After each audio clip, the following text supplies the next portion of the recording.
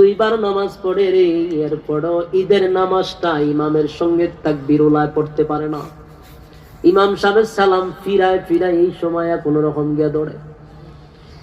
এই সমস্ত বেনামাজি কেউ যদি জিজ্ঞাসা করেন, ভাই আপনি কি ইমানদার না বেঈমান, এক বাক্যে সে বলবে, হুজুর আমি ইমানদারের ঘরের ইমানদার।